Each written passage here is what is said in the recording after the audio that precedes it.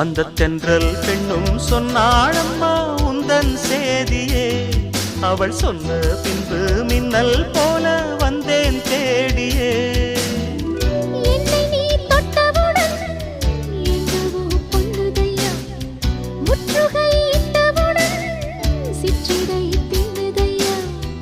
வெட்கம் விடுமோ அச்சம் விடுமோ, தக்க துணைதான் பக்கம் வருமோ. ஒரு சோல குயில் சோடி தன்ன கூடுது கூடுது வந்து, அது நெஞ்சோ தொட்டு நினப்பும் தொட்டு பாடுது பாடுது சிந்து. கிட்ட வருமோ ஒட்ட வருமோ.